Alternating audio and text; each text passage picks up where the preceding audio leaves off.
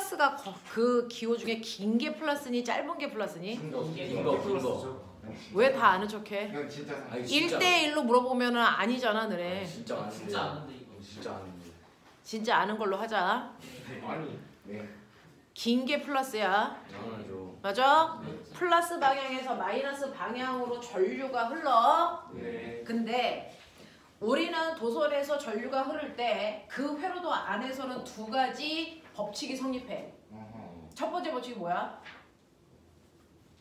오늘 법칙. 오음의 법칙이고 아. 두 번째 법칙은 뭐야? 전화량 보존 법칙. 전하량 보존 법칙이야. 됐어? 네. 첫 번째는 오음의 법칙이 성립해야 되고 두 번째는 전하량 보존 법칙이 성립해야 되는 거야. 네, 맞습니다. 그러니까 나갈 때 1A면 들어올 때도 몇 A여야 돼? 근데 갑자기 3분의 1A 이런 거 돼야 안 돼? 안 됩니다. 너네 그렇게 풀잖아. 지금. 그 다음에요.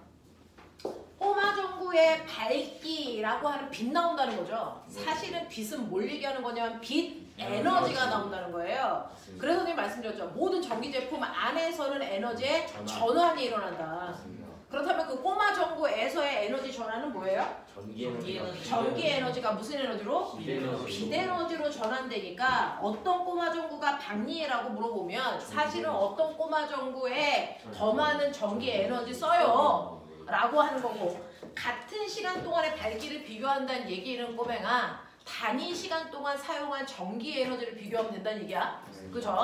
단위 시간 동안 사용한 전기 에너지를 우리 뭐라 그럽니까? 전력이라고. 전력이죠. 맞습니다. 됐어? 이 전력, 꼬마정구의 밝기를 결정하는 게 전류다. 네. 네? 네? 전력. 꼬마정구의 밝기를 결정하는 게 전류다. 맞는 표현이야? 틀린 표현이야? 아닙니다. 근데 왜 그렇게 얘기해? 꼬마정구의 밝기를 결정하는 게 전류니? 아니, 전압이니? 아니요. 그럼 뭔데? 전력. 전력이라고 이 새끼들아. 내가 그 얘기 거짓말 안 못하고 20번 이상은 1년 동안 하지 않았을까? 맞습니다. 전력 구하는식. VI. VI 또는 R분의 V제곱 또는 I제곱 R로 비교하면 되고, 그 중에서요 지금 첫 번째 거기에 있는 회로도의 스위치를 모두 다 열 때예요. 스위치가 모두 다 열려져 있을 때가 기본인 거죠. 네. 자, 이렇게 스위치가 모두 다 열려져 있을 때는 저항이 같은 꼬마전구 3개가 무슨 연결되어 있기 때문에 무슨 연결? 직렬. 그렇게 대답을 하셨어야 돼요. 꼬마전구 3개가 직렬 연결되어 있는 회로도의 구조입니다. 이럴 때는 뭐가 일정해요? 전류가 일정. 꼬마전구 3개에 흐르는 전류의 세기가 반드시 어때야 됩니까? 같아야지요. 그러면 너네가 알고 있는 오음의 법칙에서요, 그 유명한 V는 IR, 여기에서 전류가 일정할 때잖아요. 네. 전류가 일정할 때 누구는 저항과 전압은 저항과 무슨 관계가 있어요? 비례 관계가 있죠. 그러면 얘네들의 저항이 다 똑같은 거 아닙니까? 맞습니다. 여러분들은 계산할 때 숫자 넣고 하셔야 돼요. 네. 그래야 오늘 같은 이상한 답이 안 나온다고요. 전압이 다 일정하기 때문에 됐어? 네. 얘네들의 저항이 다 일정하기 때문에 전압도 다 어때야 된다? 같은 크기의 전압을 써야 되니까 얘네들이 사용하는 전압을 얼마로 놓으면 되겠어요? V로 놓으면 전체 전압이 얼마란 얘기야? 3V로 놓고 계산한다. 이런 뜻이잖아요. 네. 그랬을 때 첫 번째 A 꼬마전구, B 꼬마전구, C 꼬마전구를 첫 번째 전체에 밝기를 보자라는 얘기죠. 그랬을 때 A, B, C는 저항이 같기 때문에 꼬맹아 이 중에서 어떤 걸 비교하는 게 짧은 시간 내에 가장 맞는 답이 나올까? R분의 V제곱으로 하면 되겠죠. 네. R분의 V제곱으로 비교하면 되겠죠. 얘네들 R 값이 다 어때요? 같잖아요. 그럼 아니지 않아요? 얘네 R 값 다 같잖아요. 아니지 같잖아요.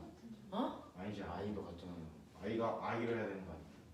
아니 둘 다 똑같아요. 어떻게 상관? 얘네들 밝기를 비교할 거니까 얘네들의 저항은 다 똑같잖아요. 잠시만요. 저항은 다 똑같죠. 전류도 똑같잖아요. 근데 전류도 똑같죠. 그러면 I제곱 할때 편한 거 아니에요? I제곱. 할때 편한 거 아니에요? I제곱 R이요. 네. 네, 그러면 이제 이 뒤로 가면 이제 I가 바뀌어요. 뭐 여러분들이 이걸 하던 상관없는데 나는 이걸로 비교해 본다고요. 자, 그럼 얘네들의 저항이 다 똑같이 R이고 전압도 다 똑같이 뭐니까 V니까 I제곱 R값은 각각의 지금 현재 밝기가 다 어떻다? 같다. 그 밝기를 나는 R분의 V제곱으로 놓고 생각하겠다. 이런 얘기야? 네. 여기까지 이해돼서? 자, 이제 그 다음에 얘네들은 여기에 스위치가 있단 말이야. 첫 번째, 이렇게 연결되어 있는 스위치가 있을 거고요. 그쵸? 이게 두 번째 스위치예요. 네. 그 다음에 이렇게 연결되어 있는 스위치가 하나 있어요 라고 하는 거죠. 이게 1번 스위치예요. 맞아요? 네. 네. 그랬을 때 첫 번째 문제는 이 중에서 1번 스위치만 닫았을 때 1번만 닫았을 때 이런 얘기죠. 네. 자, 1번만 이렇게 닫게 되면요. 여러분들이 보시는 것처럼 전류가 이렇게 나갔을 때 됐어? 이쪽으로 못 가니까 빼박 A는 지나가. 네. 그리고 나면 이제 여기서 고민이야. 됐어? 여기서 아래로 갈까? 안 갈까? 안 가요. 안 가요. 저항이 작은 빈도선이 있기 때문에 일로 갑니다. 네. 맞아요? 네. 여기서 이렇게 밖에 안 간다고요. 네. 그래서 1번 스위치만 닫으면 됐니? A는 켜져 있고 B와 C는 뭐 한 상태? 꺼져 있는 상태예요. 그래서 B, C는 꺼진다라는 얘기도 하셔야 돼요. 했는데. B, C는 꺼지고 A만 켜지는 네. A 꼬마 전구하고 A만 연결된 회로도의 구조를 같습니다. 꼬마 전구 A만 연결되어 있는 회로도의 구조와 같습니다. 알겠지? 그러면 꼬마 전구 A만 연결되어 있는 회로도니까 얘는 이렇게 되는 이 구조가 된 거잖아. 그랬을 때 여기가 몇 부위? 3부위. 이 새끼 뭐? R. 그러니까 얘 밝기가 얼마가 돼? R분의 얼마? 9. V 제곱이 된단 말이야. 그러니까 첫 번째보다 A 꼬마 전구의 밝기는 몇 배 커진다? 9배 밝아져요. 이렇게 얘기를 해야 되고요. 그렇다면 전체 밝기는 결국은 R분의 얘는 3V 제곱이잖아. 네. 그래서 전체 밝기는요. 얘에 비해서 얘는 몇 배 커집니까? 3배 커집니다. A 꼬마 전구의 밝기는 9배 커지고 전체 회로도의 밝기는 3배 커지는 효과가 나타납니다. 이렇게 가야지. 이게 1번의 답이지. 네. 맞아요. 오케이. 자, 그 다음에 이제 2번이 난리도 아닙니다. 난리도 아닙니다. 2번은요. A도 1번도 닫고 2번도 닫아. 그랬을 때 이 회로도 구조가 어떤 모습을 띠니? 이제 이게 문제인 거잖아요. 네. 그럼 닫아두면 꼬매나 너네 하더라. 여기에서 이렇게 해서요. 일로 가서요. 이렇게 가기 때문에 C만 켜져요. 라고 하는 아이가 첫 번째 있었고요. 두 번째는 이렇게 해서 이렇게 가서 이렇게 가는 경로도 있으니까 A와 C만 켜져요. 이게 대다수입니다. 근데 아니야 얘야. B도 켜져.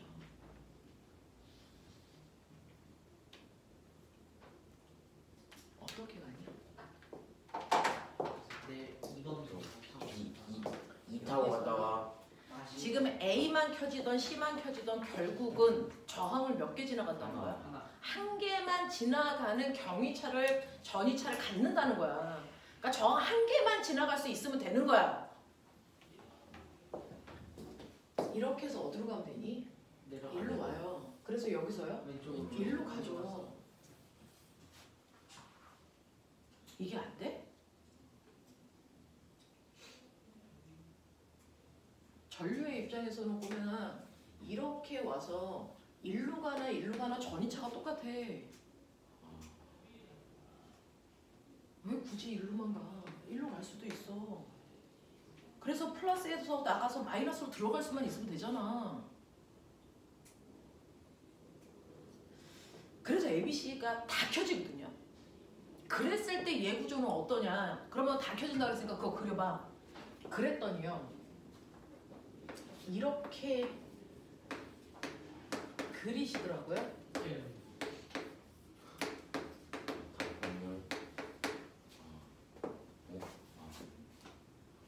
내 궁금한 게 있는데 그러면 이거 하고요. 이거 하고는 뭔 차이예요? 뭔 차이니 얘야? 이게 뭐가 달라요? 똑같은 거 아니에요? 이게 뭐가 다른 구조냐고요. 빛이랑 그럼 얘하고 얘가 달라 보이니? 같아. 이 구조가 이 구조야. 그러니까 얘는 A, B, C 세 개의 꼬마 정구가 병렬 연결된 구조를 갖습니다. 야. 아가들아.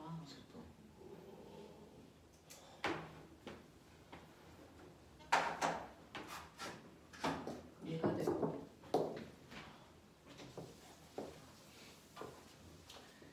내가 제일 안타까운 게 선생님 딸도 그래서 재수를 했지만 이제 어려운 공부를 하는 게 잘하는 공부다라고 생각하고 어려운 거에만 집중해서 하면 우리 구술 면접에서는 기본을 묻거든요. 원리를 묻잖아요. 그러면 안 된다고. 기본에 튼튼해야 된다고.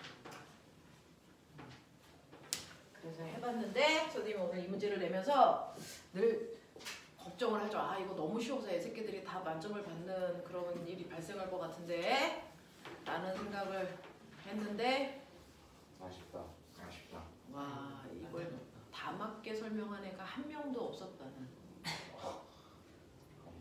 제가 문제를 엄청 잘 찾아냈다는. 지랄하다 진짜.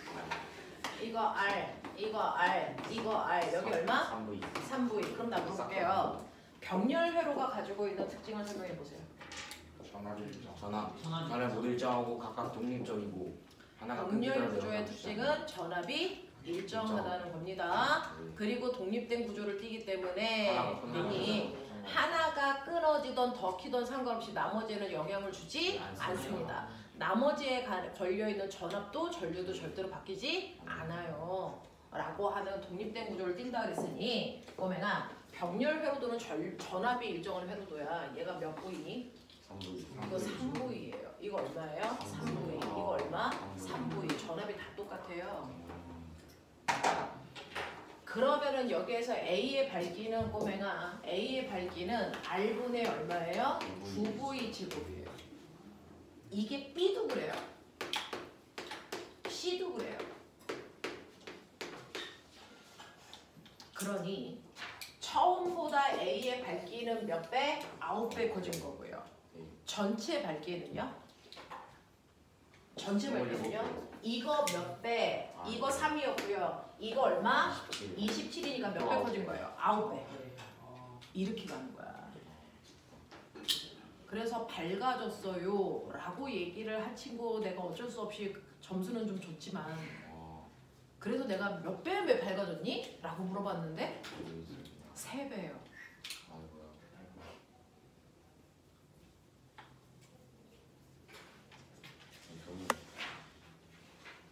그리고 대부분 A와 C만 켜져요. B는 안 켜져요. 그나마. 되겠어? 네. 예, 되겠어. 이렇게 됩니다. 괜찮아? 네. 자, 학원에 와서는요. 자기가 아는 걸 배우는 건 시간 낭비죠. 모르는 걸 배우는 겁니다. 오늘은 이걸 배웠습니다. 우리 머릿속에 지대로 넣으시면 됩니다. 알겠어? 그리고 사실은 이 회로도 우리요 과거반 수업 시간에 얘 그대로 이 그림 썼었어요. 네? 이 그림 썼던 그림이에요. 언제? 과거반 수업 시간에. 그리고 내가 알기로는 호진 쌤이 이거보다 복잡한 회로도를 영재반에서 썼습니다. 그러니 안 배운 게 나오진 않는다. 머리를 빠른 속도로. 됐어? 네, 2차에 대비하는 머리로 만들어 주시길 바랍니다. 이제 내일부터는 다른 친구들은 시험이 끝나서 막 오기 시작하는데 여러분들 여기 앉아 있는 친구들 보면 아직 시험 기간이 시험을 안 봤다는 아이들이거든요. 그래서 네, 대부분이 안 보고 있는 상태인데 빠른 속도로 2차에 집중할 수 있게끔 해주시면 좋을 것 같습니다. 선생님 왜 저항 작은 쪽으로 써요? 자, 전류가 가지고 있는 속성이에요. 저항이 작아야 전이차가 크죠. 네, 그래서요. 자, 그 다음에 저 아이들한테 여기까지가 어느 정도 된 아이한테 추가 문제를 질문했던 적이 있어요.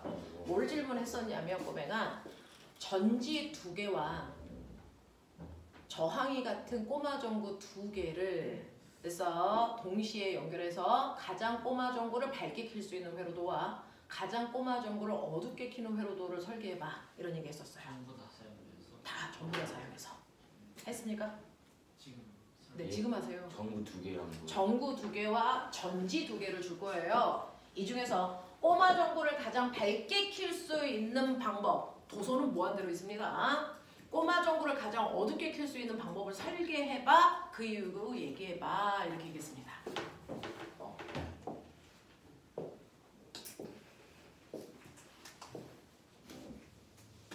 전체 볼게요. 네.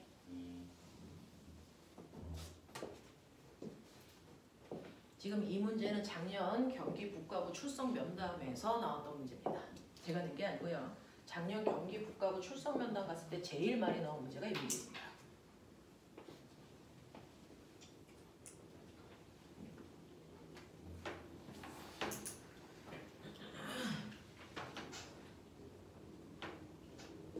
자, 이제 생각하셨죠? 네. 자, 꼬마 전구 2개, 전지 2개를 연결해서 가장 밝게 키는 방법. 전지를 직접 전지는 직렬로 2개를 연결해요. 그 다음 전구는 병렬로 연결해요. 그러면은 꼬마 전구의 밝기가 가장 밝아져요. 이유는 전력은 R분의 V 제곱이니까. 되겠어? 이렇게 연결하면 합성 저항은 최대한 뭐 할 수 있고? 작게 할 수 있고 줄일 수 있고. 전체 밝기를 물어보는 거니까 합성 저항은 가장 작게 만들 수 있고, 전압은 가장 크게 만들죠. 작은 문제는 다 궁금해요. 전지를 직렬로 연결하면 그래서 전지 하나일 때와의 차이점. 전지 하나일 때와의 차이점이 뭐예요? 전압이 달라서 2배. 자, 실제로 요 하나를요 1.5V이고 1시간 사용할 수 있는 I라고 치자. 그러면 이렇게 연결하면 3V. 얘가 1.5V가 나올 동안 얘도 동시에 1.5V가 나와요. 그러니까 몇 볼트가 돼요? 3V의 전압을 한 시간. 몇 시간 동안 얻을 수 있어요? 1시간. 동시에 쏘기 때문에 1시간 동안 쓸 수 있어요. 그래서 전지를 직렬로 연결하는 건 전압을 세게 하고 수명은 하나일 때와 동일합니다. 되겠어? 네. 자, 가장 어둡게 연결하는 방법. 전지를 병렬로 전지를 뭘로 연결해요? 병렬로 연결을 하고요. 저항은 직렬 직렬로 연결하시면 되죠. 되겠어? 그럼 합성 저항은 뭐 해주고요? 커지고요. 됐어? 합성 저항은 켜지고 전압은 가장 작아진 형태죠. 이렇게 되면 몇 볼트를 얻어요? 1.5V. 병렬은요 한 줄 쓰고 얘가 죽으면 그 다음 줄이 나오는 거야. 대기조야. 알겠어? 그러니까 얘는 한 번에 몇 볼트를? 1.5볼트를 몇 시간 동안? 2시간. 2시간 동안 얻을 수 있습니다. 이런 얘기고요. 그 다음에 여기 출석 면담이 안 끝난 동균이는 어차피 인천이니까 됐어. 인천에 대한 얘기만 안 하고 됐어. 이제 나머지 학교들에서 나왔던 면접 문제들을 선생님이 오픈해도 상관없겠죠. 이제. 아, 안 돼요. 안 왜, 돼요. 왜? 반대. 안 돼요. 아 그래? 아 동균이도 안 돼? 저 그렇죠. 서약서 쓰고 왔어요. 안 돼요. 서약서를 썼다는 거. 문제 유출하지 않게 아, 다 서약서 쓰고 왔어요. 너의 문제가 아니면 되는 거잖아. 아 그렇네요. 죄송합니다. 아 나는 동균이한테 힌트 주면 안 된다는 얘기인 줄 알았는데. 아, 아쉽다. 아 동료한테 힌트 맞고 주세요. 저도 이미 제 질문 다 알려줬어요. 서약서 썼다며 이 개새끼야. 사실 안 쓴 것 같아요. 너 이거 녹화 중이야? 너 근데- 경찰한테 준다? 근데 미성년자가 쓴 서약서는 법적 효력이 없어. 있어 너는. 넌 미성년자처럼 안 생겼잖아. 제가 클릭 갔다. 자, 그러면 전지를 직렬 연결해서 됐어? 네. 전압이 직렬 연결로 되어 있는 회로도도 우리 집에 있다. 전지를 병렬 연결하는 회로도도 우리 집에 있다. 각각 얘 들어봐. 예? 전지. 자 다시 자 우리요 병렬 연결 회로도도 써요. 네. 전지라고 하지 말고 그냥 저항이라고 할게요. 병렬 연결 회로도도 우리 집에 있어요. 그쵸. 직렬 연결 회로도도 우리 집에 있어요. 그쵸. 이 문제가 되게 요즘에 유행했습니다. 제가 생각. 직렬 연결 회로도 저항의 직렬 연결 회로도는 대표적인 예가 뭐가 있을까? 크리스마스 트리. 병렬 연결 회로도는 대표적으로 뭐가 있을까? 퓨즈. 라는 얘기입니다. 콘센트 아니. 우리 집 우리 집에 병렬. 가전제품. 자 우리 집의 가전제품은 싸그리 무슨 연결? 병렬. 병렬. 병렬 연결. 물렁벌. 그렇죠? 자 그러면 병렬 연결 회로도는 우리 집에 있는 가전제품이라든가 콘센트에 각각 꼽는 그런 것들도 다 병렬로 콘센트가 병렬로 되어 있는 구조예요. 자 직렬 회로도는 뭐가 있어요? 오히려 이게 더 복잡하죠. 직렬은 뭐가 있어요? 크리스마스. 크리스마스 트리에 있는 꼬마 전구. 맞죠. 그죠? 네, 또? 두 개씩 얘기하라고 했어. 그러니까 하나는 얘기할 수 있어. 크리스마스 트리에 있는 꼬마 전구예요. 뭐 이런 얘기를 해. 두 번째는 뭐 얘기할까요?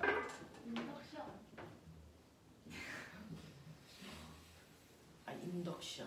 아 그렇네. 인덕션은 전기 끊으면 꺼지잖아요. 천재냐? 그렇네. 죄송합니다. 아닌가. 직렬이든 병렬이든 전원 단자 여기를 끊으면 반사이라 이게 왜 그러네요. 저는 뭐니 꼬맹아? 우리 집에 있는 콘센트. 퓨즈요. 아 퓨즈는 전체 전압을 꺼야 전류를 꺼야 되거든요. 퓨즈가 퓨즈 병렬 아니에요? 그 퓨즈 끊으면 아무것도 안 꺼져. 아 그렇네. 가만히 있을게요. 이런 얘기야.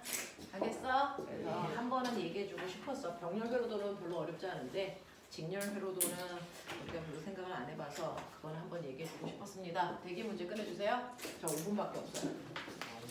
자 그러면서 아까 두 번째 문제는 희라쌤이 설명할 지구과학 파트에서 음파를 이용해서 내는 문제를 하셔서 괜찮은 문제인데 저 궁금한 게 있는데요. 파동이요. 다른 매질을 만나면 무조건 굴절한다. 맞아 틀려? 아니죠. 아니에요. 속력이 다른 매질을 만나면 무조건 굴절한다. 아니에요. 아닙니까? 네. 아닙니다. 아닌 경우가 어떤 경우? 예, 수직. 그렇죠. 실제로 볼록 렌즈든 오목 렌즈든 볼록 거울이든 오목 거울이든 수직으로 들어가는 애는 그대로 반사되고 그대로 직진해서 가죠. 직진성. 그러니까 매질의 종류가 달라진다고 해서 무조건 굴절하는 게 아니잖아요. 네. 그쵸. 그러니까 아까 그 가 경로가 뭔가 걔는 굴절할 이유가 없는 없어요. 거죠. 맞죠. 굴절한다고 생각하는 친구도 있어서 물어본 거예요. 매질의 종류가 달라진다고 해서 무조건 굴절하는 건 아니다. 자, 고백아. 굴절하는 경로, 반사하는 경로 왜 그 방향으로 가? 반사 법칙, 굴절 법칙 왜 그래? 시간. 최단의 원리 때문입니다. 최단의 원리. 거기서 말하는 최단은 최단 거리니 최단 시간이지. 시간. 최단 시간이에요. 최단 거리라는 얘기가 최단 거리, 최단 경로 이따위 얘기하면 되니 안 되니? 아닙니다. 됐어. 최단 시간 원리 때문입니다야. 최단의 원리. 알겠어. 그게 경로를 결정하는 겁니다. 자, 그 다음에 대기 문제요. 대기 문제 같은 게 있다라고 얘기를 해서 제가 막 찾는데 저는 못 찾았는데 8회차가 몇 회차랑 같다는 얘기예요? 아무튼 같아요. 그러니까요. 아무튼 같아요인데 이게 몇 회차랑 같을까요? 저도 이 문제를 본 것 같아서. 화석이 몇 회차죠? 화석. 이거 몇 회차랑 같아요? 화석 전인데 화석이 몇 회차인지. 제가 가지고 있는 파일을 막 클릭했는데 못 찾겠어요. 저도 이걸 풀었던 기억은 있는데 몇 회차인지를 못 찾겠어요. 화석 몇 회차? 화석 죄송합니다. 몇 회차? 제가 그게 출력을 잘못한 거지. 4회차 아니 3회차가 3회차를 열어봤더니 아니더라고요. 아니에요. 몰래. 좀 다른 것 같더라고요. 그래서 찾아볼게요. 네, 근데 어쨌든 거기에 있는 1, 2, 3번이 다 같다는 겁니까? 3번만 같다는 겁니까? 다 같습니다. 그 뒤도 다 같아요? 네. 3회차랑 같아요. 3회차 그거 선생님이 출력을 잘못한 것 같아요. 선생님이 가지고 있는 3회차가 이 그림이 아니거든요. 그래서 3회차는 나중에 다시 출력해 드립니다. 네, 그럴 수 있게끔 하고요. 자, 1번, 2번, 3번 중에서 3번이 제일 문제인 거죠. 맞아요? 네. 7회요, 8회요. 저 8회 하고 있어요. 아, 네. 8회에서 3번이 제일 문제인 건가요? 네. 사실은 시험에 나올 만한 문제는 1번이고요. 자, 우리요. 천둥 번개가 치는 구름은 층운형이 아니고 뭡니까? 저군요. 적운형이고요. 그래서 적운형은요. 수직으로 발달한 모든 구름들을 싸잡아 적운형이라고 해요. 네. 그 중에서 수직으로 발달하기 시작할 때 이름은 적운. 그 다음이 정난운.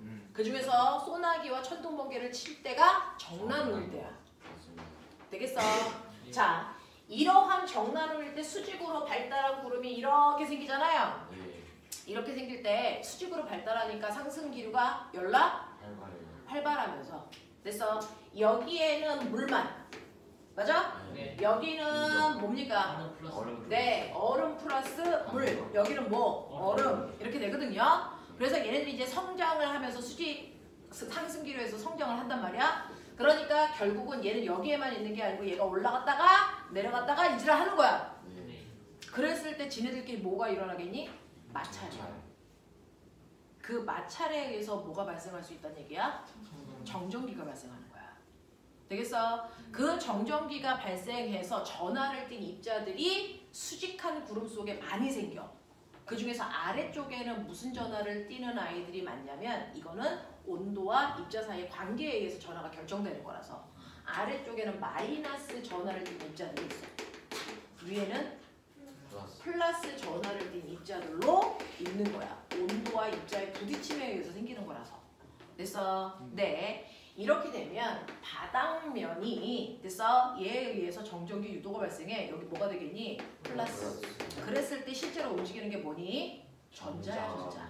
그러니까 구름에 있던 전자들이 쏟아져 나오는 현상이 생기는데 이게 바로 번개야. 맞습니다. 맞아? 이런 것들이야. 이렇게 칠 수 있다라는 얘기입니다. 자, 그 다음에 3번 문제 보시면 3번은요. 이런 식으로 되어 있는데 C와 바닥 사이에 마찰이 없고요. 여기에 이렇게 되어 있어서 내가 이거 수업 시간에 설명을 한 듯한 느낌이 드는데 왜 여전히 못 풀지? 풀었는데. 예. 자, 이때 알자 힘은 누가 만드니? B. B가 만들어요. 맞습니다. 그러니까 B의 질량 B의 무게 EmG. 그래서 이게 알자 힘이지. 네. 그걸 질량으로 나누면 되는데 질량이 얼마니? 네, 얘의 힘에 의해서 얘가 움직이는 거죠. 되겠어요? 그래서 5m으로 나누기 때문에 가속도가 얼마다? 0.4g다. 되겠어? 네, 이렇게 되고요. 그 가속도에 의해서 A가 밀려가죠. 네. A가 쓴 알자임이 얼마입니까? 0. F는 MA. 1점. 그래서 3m 곱하기 0.4g니까 얼마? 1.2mg죠. 그래서 얘가 끌려가면서 그냥 가는 게 아니고 그래서 얘가 갈 때 A가 바닥을 반대 방향으로 뭐하니? 밀어요. 이 힘 때문에 가만 놔두면 여기 있는 C는 D와 마찰이 없기 때문에 뒤로 밀려요. 그러면 안 밀리게 하려면 얘가 미는 만큼 여기서 눌러주면 되는 거예요. 그래서 눌러줘야 되는 힘의 크기가 1.2mg라고요. 납득합니까? 네. 이 얘기야. 그랬을 때 이 물체가 바닥을 누르는 수직 항력이 얼마냐? 이 얘기죠. 네. 되겠어? 그랬을 때 이 세 개의 질량을 다 합한 만큼이 누르겠니? 아니요. 아니죠. 당연고요. 되겠어? 이때는요. A의 무게에다가 그때 이렇게 써드렸어요. 됐니? 네. 누구? C의 무게에다가 여기다 뭐 더한다고요? 빼기 장력. B의 무게가 아니고요. 뭡니까? 알자. 실제로 바닥을 누르는 건 B가 아니고 누가 누르는 거냐면 여기에 있는 실에 장력이 누르는 거예요. 그래서 장력의 크기만큼을 더하는 거지 B의 무게를 더하는 게 아니다. 되겠어? 근데 이 장력은 잘 따라가면 A를 잡아당긴 힘과 어떻다? 같다. 그러니까 이 새끼가 얼마다? 1.2mg다. 그래서 얘는 3mg고요. 얘는 얼마? 10mg고요. 그 다음에 1. 12점이 mg니까 14점이 mg가 됐어. C가 바닥을 누르는 힘. 그래서 그것만큼 수직 강력이 생겨요. 이해되겠어? 네. 네, 여기까지 하겠습니다. 자, 지압해 봅시다.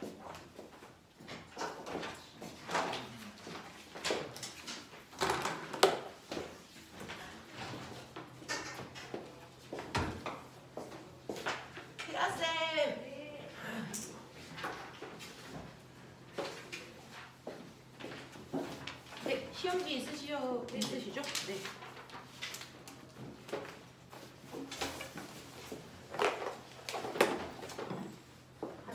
저희 지금 영재 모의고사 때 하지 않나요? 기억나냐? 자, 풀이를 하겠습니다. 많이 맞았나요?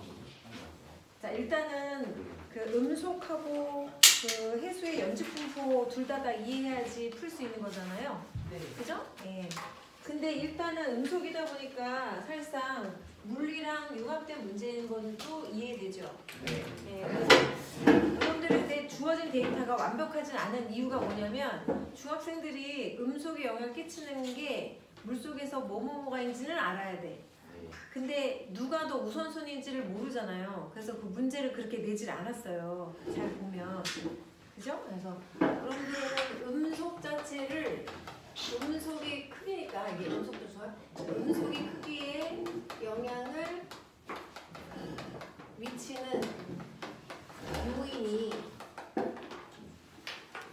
일단 상태에 따라 다른 거 아시죠? 네. 네. 그래서 보통 고체 그리고 나머지 유체로 표현되고 이 문제에서는 고체는 아니니까 내가 뺄게요.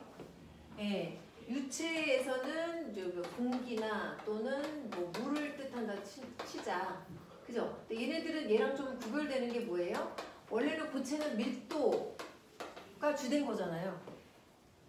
그죠? 네. 예. 근데 유체는 좀 다르단 말이죠. 밀도라고 하면 안 되는 이유가 그렇죠. 온도가 높아지면 밀도는 어떻게 돼요? 낮아지는 편인데 얘하고 연결해서 풀면 절대 안 된다는 거지.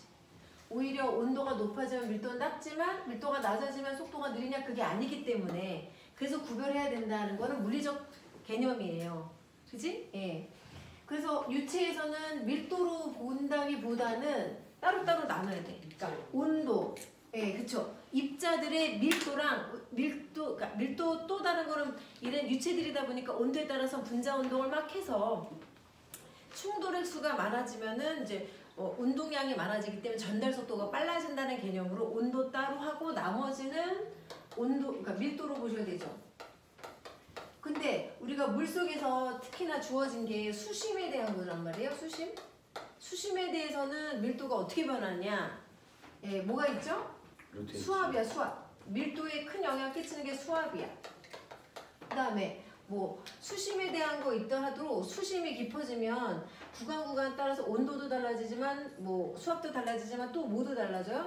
온도랑 수압이랑 또 염분이 있단 말이에요. 염분. 근데 여기서는 네.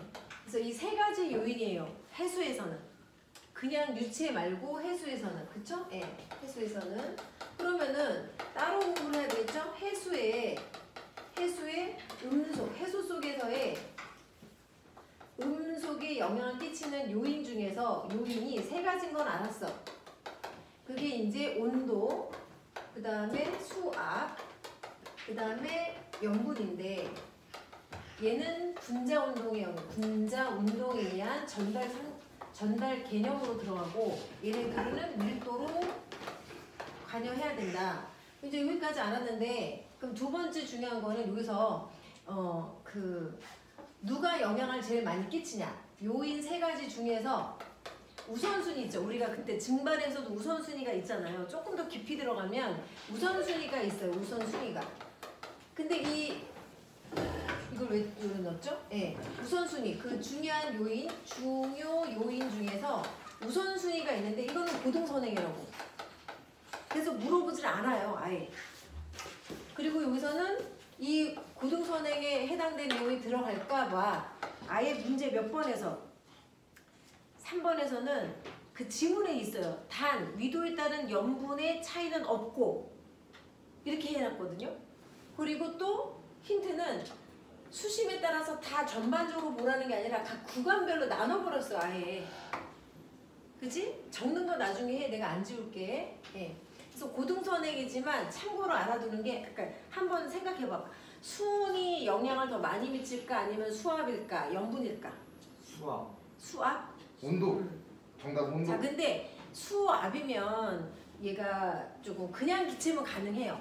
압력, 기압처럼. 근데 우리가 물속은 뭐라 그래서 들어가면 들어갈수록 밀도가 아주 비례해서 커지지가 않아. 수압은 커지는데 그게 바로 물의 무슨 특성 때문에? 비압축성. 비압축성 때문이야. 알았죠? 그래서 온도가 더 영향을 많이 받아. 아, 진짜예요? 예. 그 고등선액이라 했잖아요. 그래서 해수에서 그래서 이거는 내가 안 알려줘도 되고 문제에서도 이거에 대한 전반적인 걸 묻지는 않았어요. 네. 뭔 말인지 알죠?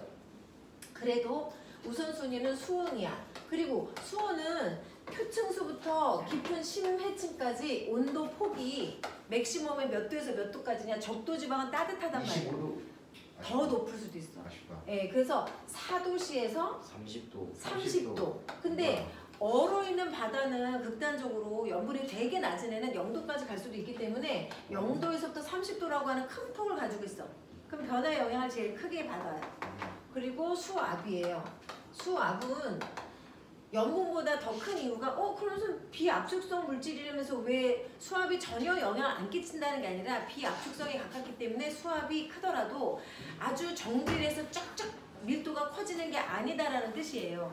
예. 그래서 수압이 0은 아니야. 밀도에 영향을 끼치는 게. 알았죠? 그래서 물 자체가 비압축성 매질이기 때문에 큰 영향을 끼치지 않아. 큰 영향을 끼치지 않는다. 그러면 그럼 얘가 제일 꼴레비일 것 같은데 여기서 보면 염분이 또 문제가 있어요. 염분은 범위가 뭐예요? PSU. 그러니까 PSU인데 범위. 우리 지구에서 염분이 제일 작은 거랑 큰 거 얘처럼 범위가 이렇게 클까요? 0도와 30도처럼? 30에서 예. 그러니까 얘는 염분이 저 밑바닥도 0은 아니란 말이에요. 보통 20에서 커봤자 40이라고 하자.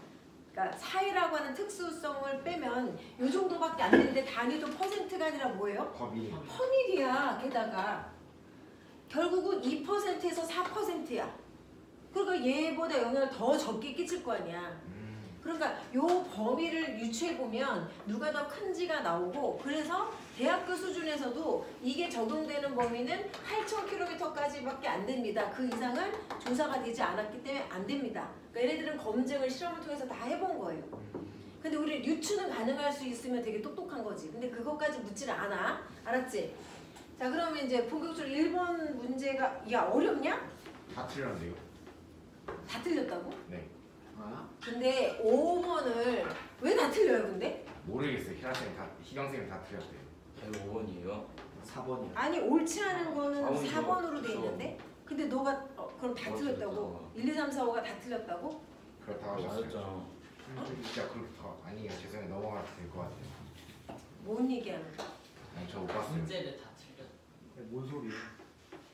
그러니까 네가 답이 다 틀렸다는 거겠지. 그렇죠. 제가 틀렸다. 네. 여기서 그러니까 1번부터 보기 5번까지 다 틀렸다가 아니라 네가 틀렸다는 거겠지. 아 그렇죠. 제가 틀렸다는 그치, 뜻이었어요. 그치. 네. 네. 죄송합니다. 어머머? 예. 자 여기서 1번에서 5번까지 질문자가 4번하고 5번 제일 많거든요. 4번을 보시면 뭐라고 써있니? 얘네들이 얘가 누구냐? 모래밭이야? 도로야? 일반적으로 도로가 더 저항을 더 많이 받겠냐? 누가 더 자동차가 잘 굴러가겠니? 도로가 일반적으로. 그렇죠. 그러니까 얘는 속도가 어떻다는 거예요? 빠르다. 빠른 매질에 해당되는 거고 간접적으로 이거 비문학책에 나와 있는 지문 자체가 있는 거예요. 고등학교 교과서에 있는 거예요. 오답일 수는 없겠죠. 거기 이제 고등부로 넘어가서 태클을 걸든가. 그러다 모래밥은 당연히 이제 속도가 느리잖아요. 그래서 속도가 느린 매질이에요. 근데 속도가 느린 매질에서 첫 번째 가라고 하는 방향을 가면은 우리가 그 빛과 파동에서 법선과 나란하게 들어가는 애는 속도 변화가 없고 굴절 안 하는 건 아시잖아. 그럼 이제 얘가 이쪽 방향씩 또 이렇게 기울여서 보내면 입사각하고 굴절각처럼 그런 관계를 이해시키는 거잖아요. 자동차에 굴러가는 속도 차이를 이용해서. 그쵸? 그럼 자동차가 굴러갔을 때 바퀴가 먼저 여기 도달하는 얘는 속도가 빠르고 얘는 느리니까 천천히 가려고 그러고 얘는 빨라. 그럼 어떻게 헛돌겠지. 그래서 이렇게 꺾인다는 얘기예요. 그죠? 그렇기 때문에 얘는 4번에서는 방향의 위나 아래로 방향을 틀어도 방향의 뭐야? 일직선상에서 A가 도달하지 이게 뭐야? 이거 5번이구나. 눈가락이 진짜 어디 가냐 4번. 너무 조금해. 어디로 간다는 거야? 그로 인해서 나 방향보다 위쪽으로 꺾일 것이다. 지금 틀렸잖아. 4번은 대놓고. 아래쪽으로. 네, 아래쪽이잖아. 근데 이제 5번을 고른 애가 가끔 있는데 5번도 봐봐. 문제 속에서 잘 읽어봐. 끝에 뭐야? 어디 갔지? 구역이 생긴다야 생길 수 있다야. 생길 수 있다야. 예를 들어서 얘를 법선상으로 직진하다가 아주 1도씩 이제 틀어. 그럼 조금씩 틀어지니까 분산된 효과처럼 어느 구간에 특별히 아주 크게 있진 않을 거 아니냐라고 할 수 있잖아요. 그러니까 있을 수 있다라고 한 거예요. 국어적으로도 애매모호하게 피해야 한 거예요. 이 새끼가. 뭔 말인지 알겠지? 근데 보통 이거를 0점 몇 도 사이로 연속해서 조금씩 각도를 틀지는 않잖아. 실험을 할 때. 보통 뭐 10도 단위라든가 20도 단위로 하면 분명히 여기서 이 빈 공간이 분명히 생길 수 있다 이 말인 거지. 그래서 틀린 건 아니라고 5번이. 수 있다니까. 뭔 말인지 알겠죠? 예. 그 다음에 이제 2번에서는 2번을 틀린 애는 거의 없어요. 미탐이라고. 그죠? 예. 이거는 중학교 내신 수준, 점수 주려고 준 거니까 이거는 스킵해도 되죠. 예. 문제는 3번인데, 왜? 근데 응? 그 1번에 전반사 때문에 응. 안 생긴다도 안 돼요. 근데 우리가 음속을 얘기할 때 그 자동차로 했잖아요. 예, 자동차로 할 때 자동차에선 전반사라고 하는 거를 설명을 못 하잖아. 그러니까 그거는 빼고 해야 되는 거 아닐까? 예, 출제자 의도에 따르면. 네. 그 다음에 그리고 출제자가 이 음속에 설명할 때 속도 차이로 인한 굴절이 포커스예요. 전반사에 포커스를 맞춘 게 아니잖아. 그러니까 출제자 의도도 파악하는 게 중요하지. 그리고 전반사를 설명하려면 이 자동차가 굴러가는 거 가지고 띵! 이렇게 간다는 건 있을 수 없으니까 전반사는 제외된 내용이어야지. 그죠? 예. 그 다음에 3번에 그래서 잘 읽어보시면 수심에 대한 음속 변화에 영향을 상대적으로 더 크게 기여한 요소들을 각각 쓰시오야. 각각. 그러면 위에 있는 그래프도 참고해서 봐야 될 거 아니겠어요? 자, 위에 있는 그래프가 어디까지냐? 1500까지 줬는데 얘가 고위도, 뭐 중위도, 저위도예요. 자, 그러면 일반적으로 우리가 고위도를 빼고는 혼합층이 없는 고위도는 굳이 언급할 필요 없으니까 뭐 뚜렷하게 수심에 대해서 층이 구별되는 거는 중위도나 저위도에서 혼합층, 그 다음에 수온약층, 그리고 심해층 이렇게 나눌 수 있잖아요. 네. 그쵸? 근데 얘네들 전체적으로 같이 보라는 게 아니라 혼합층에는 속도 변화가 있다면 뭐 때문에 변화가 생기는지 가장 큰 영향을 끼치는 요인을 요 세 개 중에서 골라봐 이거잖아. 그러니까 만약에 그냥 혼합층에 라고 하면 저위도 혼합층, 고위도 혼합층 이렇게 분류할 수 있는데 혼합층 내에서 변화를 주는 원인이라고 했으니까 국어가 잘 돼야지. 예, 혼합층은 어떤 특징이에요? 다른 나라의 혼합층의 온도는 제각기 다를 수 있으나 혼합층 자체는 온도가 어떻다? 일정하다. 그게 출제자 의도잖아요. 그쵸? 그런데도 속도 변화가 있다면 뭐 때문이겠냐? 염분은 어때요? 제외하라 그랬어요. 염분 영향 끼칠 수 있어요. 염분 영향 끼칠 수 있는데 그게 고등부 내용이니까 이걸 잘 모르잖아요. 그래서 아예 빼줬다고요. 중학생들한테 맞게끔. 그래서 염분을 빼면 뭐밖에 안 남아. 수온이 일정한데 얘밖에 안 남잖아. 이거는 당연한 거잖아. 몰라도. 요거를 누가 우선순위가 큰 영향을 끼치는지 몰라도 수온이 똑같으면 얘 빼랬으니까 둘 중에 하나밖에 답이 안 되는데 왜 국어를 못 해가지고 답을 못 찾냐 이거지. 그 다음에 두 번째 수온약층은 어때요? 수압 변화가 있을 수 있어도 온도 변화가 어떻다고? 더 크다고. 온도가 더 큰 영향을 끼치니까 수압 대신에 뭘 써야 돼? 얘는 온도를 써야 된다고. 됐지? 예, 그러니까 수온약층에서는 온도가 오히려 떨어져. 그러면 음속이 굉장히 많이 낮아지겠죠. 점점. 그지? 예. 그러다가 여기도 이렇게 돼 있어요. 온도 변화가 그렇게 크지 않아 이제는. 예, 그럼 여기서부터 여기까지 애매모호한 곳에서는요. 수압이 영향을 줄 수도 있는 구간이에요. 고등부로 들어가면. 그 다음에 이제 심해층만 따로 보면 어차피 온도가 똑같아 이제. 그 염분도 고려하지 말래. 그러면 그냥 수압밖에 없잖아. 좀 쉬운 거예요. 예, 함정에 빠져서 그렇지. 알겠냐? 예. 출제자가 조건을 잘 줬기 때문에 그게 힌트가 될 수 있는데 그거를 못 보는 게 지금 안타까운 거지.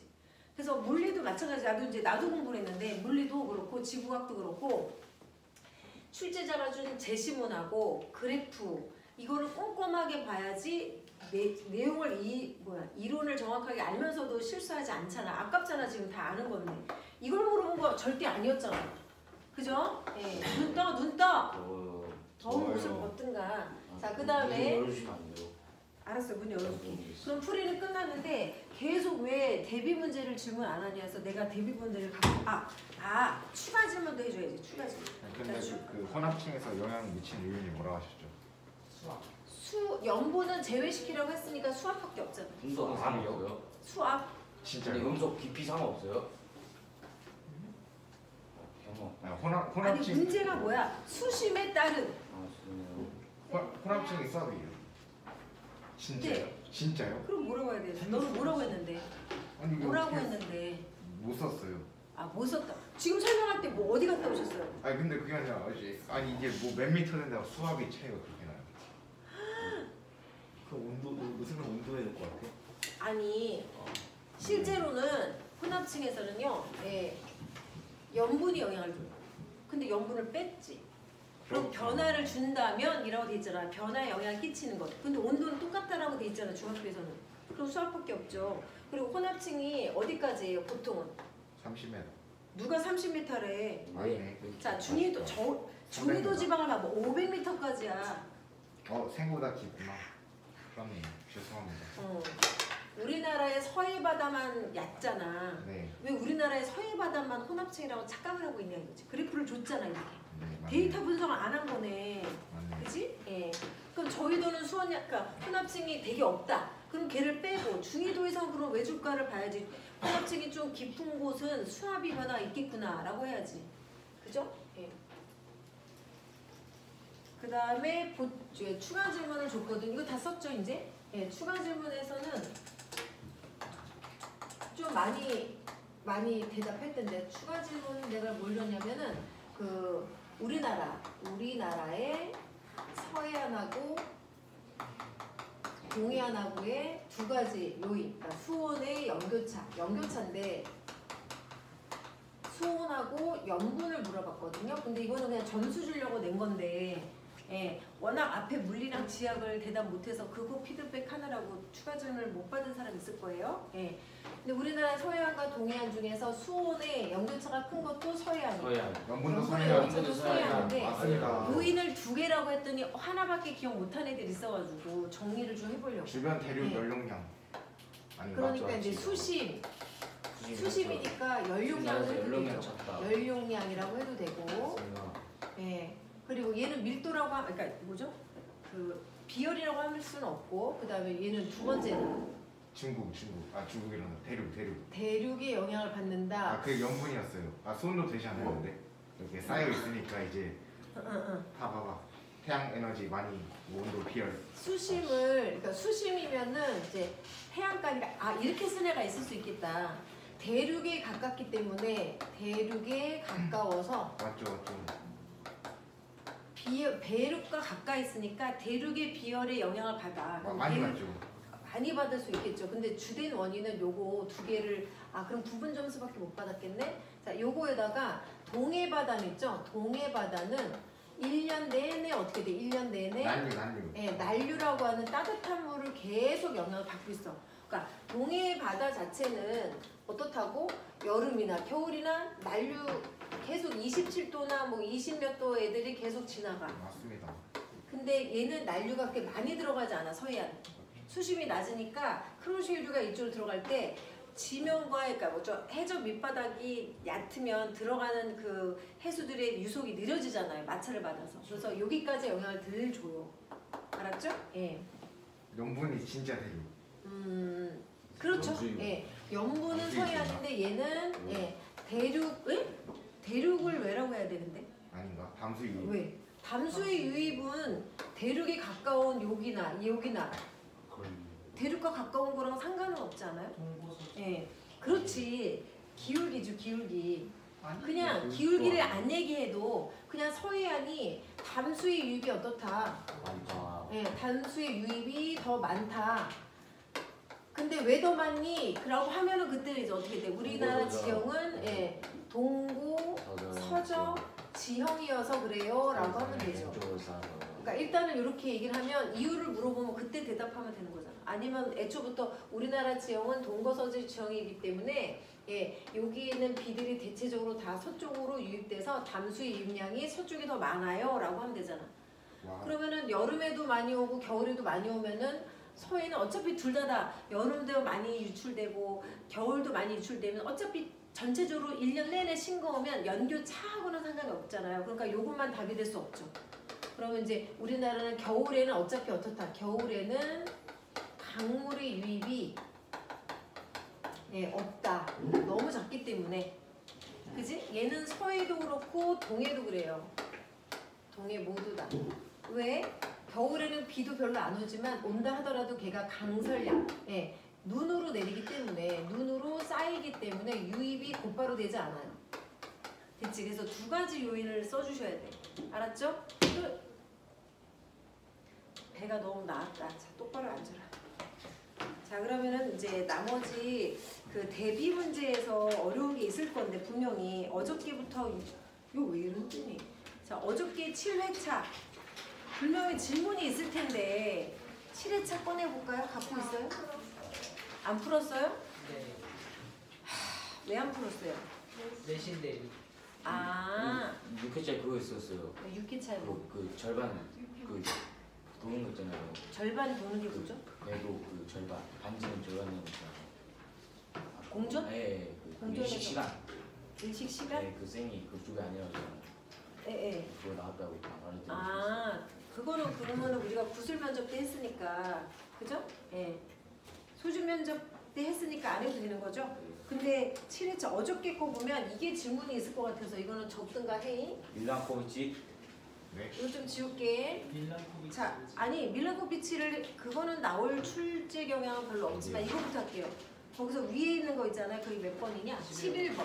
11번에서 아, 피타고라스를 쓰는 거잖아요. 삼각시차법. 아니 삼각 예. 삼각 뭐라 그러죠? 삼각비? 예. 생각해요. 요거 여기에 있는 그 B 지점에 있는 뭐 태양이 일주권이 30도인 이 일주권을 따라서 지는 그렇죠. 동안에 걸린 시간이 지명과 일주권 얼마냐 물어봤냐? 예. 이 지역의 위도는 할 수 있죠. 요게 90 마이너스 그날의 위도니까 60도. 이게 되게 중요한 거예요. 그 다음에 아 맞구나. 여기서 뭐라고 돼 있죠? 예. 각이 15도. 각이 15도 각거리. 어디가 15도? 아 각거리. 여기가 각거리가 15도야. 관측자가 땅바닥으로부터 지금 태양이 B 지점에 있을 때 각도를 쟀더니 15도래. 그럼 얘는 여기서부터 여기까지 지는데 걸린 시간을 물어서 각도를 줘놓고 여기서 여기까지 일주 운동한 일주 시간을 물어본 거랑 마찬가지잖아요. 그러니까 애들이 이해를 못해. 왜 각도를 줘놓고 왜 시간을 물어봤냐? 정답 1시간 아닌가? 답은 2시간 뒤에 나와 있지 않아요? 모르겠네. 2시간이죠. 아. 예, 왜 그러냐면 얘들아 지금 이 그림은 평면 삼각형처럼 보이잖아요. 근데 우리가 실제로 여기 아니죠, 잘리냐 아니죠. 안 잘리냐? 아, 예. 이거 지울게요. 여러분들 중학교 교과서에도 나오는데 우리가 관측자 관점으로 천구를 볼 때 천구는 9예요. 천구면은 9면이에요. 9면. 이거를 그냥 그림 그릴 때 평면으로 누른 거예요. 그지? 예. 실제로 우리 관측자가 천구를 그쵸, 향해서 그쵸. 볼 때는 이렇게 일준동해요. 즉 얘 그림을 지는 거 서쪽 하늘이니까 이렇게 곡면이에요. 곡면. 이렇게 곡면이에요. 곡면인 거를 평면에다 눌러서 그린 거잖아요. 우리 지구는 구면이지만 세계 지도는 평면으로 쫙 왜곡시켜서 했듯이. 예. 그러니까 이 각도를 준 거는 지구는 그러니까 천구는 구면이니까 이거에 대한 그 길이에 해당되는 게 15도라면 요거에 해당된 길이는 얘처럼 각도로 표현하면 얼마겠니? 라고 물어봤어. 아, 이거를 이제 구면상복법이라 그래. 여기 봐봐. 예. 그래서 요 삼각형에서 요 각도가 30도라면 이 길이와 이 길이비는 2대 1일 거예요. 그렇네. 근데 그 진짜. 구면이기 때문에 얘를 각도로도 표현이 가능하다는 얘기예요. 걔가 15도니까 그렇지. 2배에서 얘를 이 길이와 이 길이가 2대 1이라는 거를 각도로도 투입해서 쓸 수가 있다. 구면 천구면에는. 알겠니? 예, 그래서 여기는 각도로 얘를 15도처럼 표현했다면 얘도 여기까지가 15도예요. 저기 30도죠. 2배니까. 그러니까 30도니까 얘가 1시간에 15도를 이동하고 이때 이 지점에서 얘가 지는데 걸리는 시간은 2시간이야. 안 돼. 알겠죠? 그럴 예. 리가 없어. 왜냐면 과학자들이 천문학자들이 여기 떠서 여기까지 가는데 6시간 걸린다는 거를 90도 회전했는데 6시간 걸렸네. 그래서 시간당 15도를 가는구나 라고 했단 말이에요. 그러면은 얘가 몇 시간 걸리겠니? 라고 하는 이 일주권의 궤도를 길이로 인식하지 말고 각도로 인식해라 이 말이잖아요. 그지 않아요? 진짜 그냥 태양이 뚝 떨어지면 1시간 맞는데. 그렇죠. 맞죠? 그렇죠. 맞았다 예. 맞았다. 뚝 떨어지면은 1시간인데 비스듬히 가기 때문에. 그죠? 그 다음에 여기서 됐고 2번까지 됐고 10번에 밀라코비치 이거는 문제를 해줘야 되나 말아야 되나 뭐 가지고 보니까 내용이 옮기죠. 뭐 옮겨? 쌤몇 회 차예요? 7회차. 이건 진짜 이거는 하면 돼요. 7회차니까 이해됐죠? 그럼 오늘 한 거 그럼 8회차에서 질문. 자 8회차 11, 12, 13에서 질문 주세요.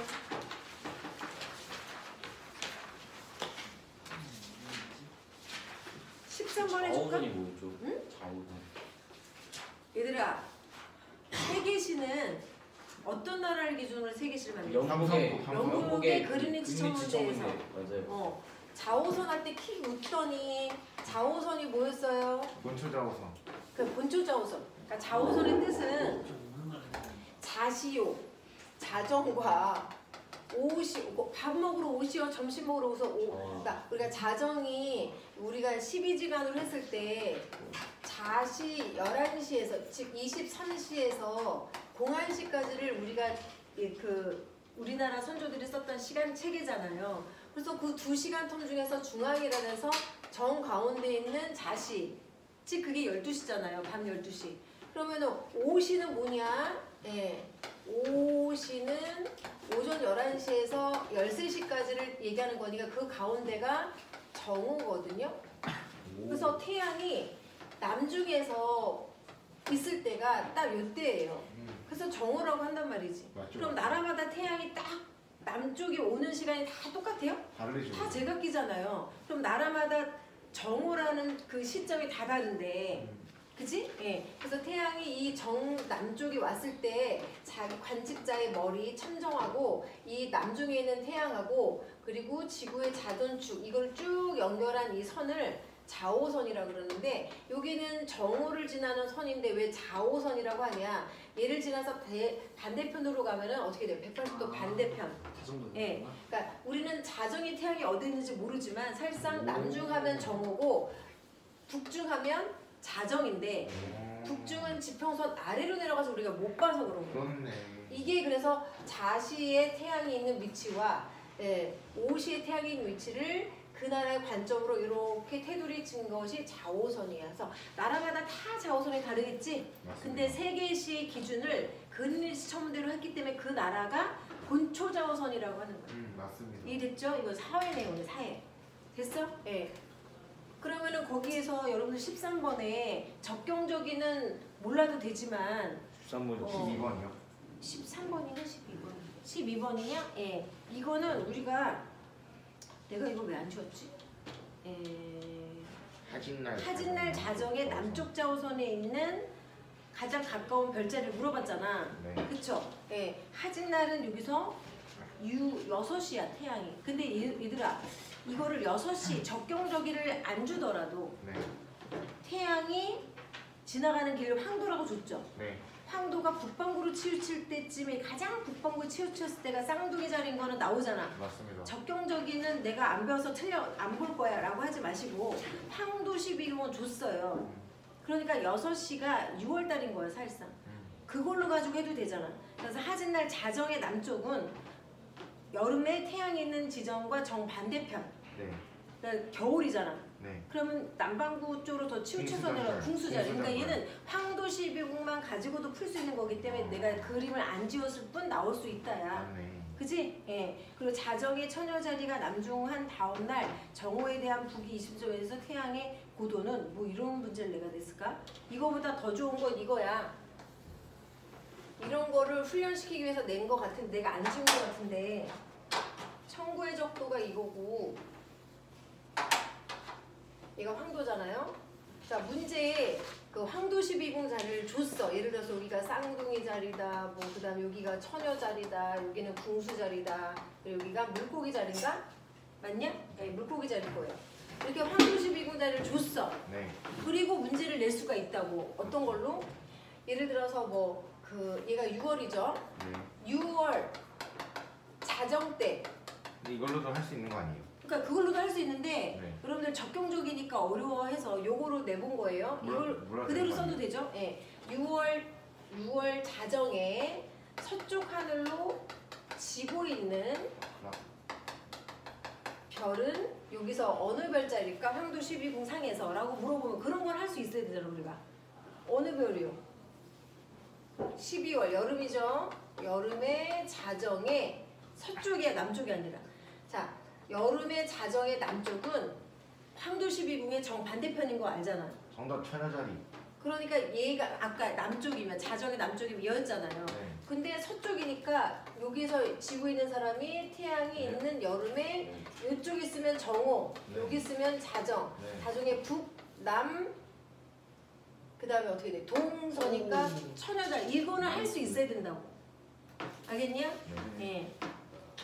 그러면 바보 같은 질문이야. 6월 자정에 동쪽으로 뜨고 있는 별자리는? 물고기. 지금 방금 했잖아요. 물고기. 물고기. 그죠? 예. 아, 이제 좀 바꾸게. 이게 진짜 바보 같은 건데 6월달 새벽에 동쪽 하늘로 뜨고 있는 별자리는 누구다? 동쪽 지평선에 뜨고 있는 별자리 황도 12궁 중에서. 바보 질문이에요 지금. 이거 막 생각하는 애들 바보란 뜻이에요. 생각할 필요가 없는 거죠. 태양 근처. 태양 근처. 예. 태양 근처. 아니 새벽의 동쪽이 태양 근처. 태양이 뜨는 쪽이야. 태양 근처. 그럼 뭘 생각하고 있어? 맞죠. 예, 그냥 새벽의 동쪽은 태양이 있는 거니까 태양이 머무르는 쪽 6월달 쌍둥이 자리 이렇게 하면 되는 거야. 이렇게 그 시간을 아껴서 다른 어려운 문제 풀라고. 그래서 이거는 훈련을 해야 되는 거라서 내가 안 지웠던 것 같아요. 됐죠? 예, 또 그거 말고는 뭐 어려운 게 없죠 오늘은. 그치? 어저께 거가 이제 태양이 지는 시간 측정하는 게 조금 난이도 있는 거였어요. 10번에 됐지? 1번도 해주세요. 10번에 어떤 10번? 그 8회차 10번에 1번이요. 한 경기? 네. 1번이 뭐지? 나는 그 식어서 질문 없을 줄 알고 안 뽑고 왔어. 개꿀? 아니, 야, 1번 몇 개냐고? 네. 잭! 아 죄송해요. 지금 왼쪽에 대륙판 하나 있죠? 네. 오른쪽에도 대륙판 하나 있죠? 네. 그럼 가운데가 해양판이에요? 해양판이 근데 가운데 멘틀의 상승부에서 쪼개져서 안 쪼개졌어? 해령으로. 안 쪼개졌어요. 왜 안 쪼개져요? 안 쪼개진 거 아니에요? 멘틀의 상승부에서 해령 있어 없어? 해령 있죠. 두 개가 이렇게 나뉘잖아요. 아 그래 나뉘는구나. 나뉘어서 그러네요. 찢어지겠죠? 그래서 그래서 네 개예요. 맞네. 됐죠? 자 여기까지 했습니다. 지우겠습니다. 이제 수학하시겠죠?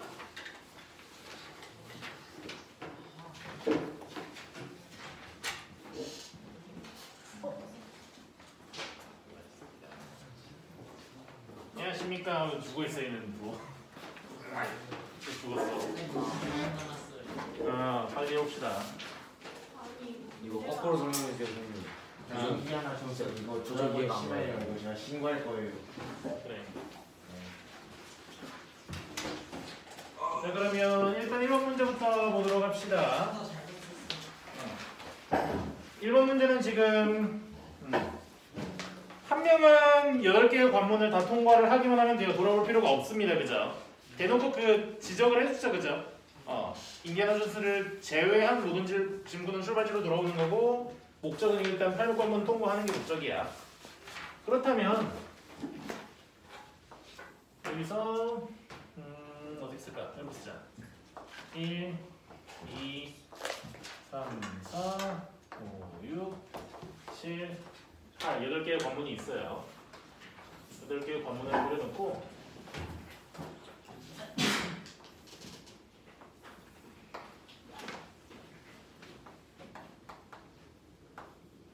자 일단 인디아나 존스부터 해가지고 생각을 해볼 건데 최종적으로 인디아나 존스가 100원을 직행을 할 수 있으면 그죠? 5개 가지고 있는 상태에서 5번 그냥 직행해가지고 그냥 8번 관문 통과하면 끝이란 말이야.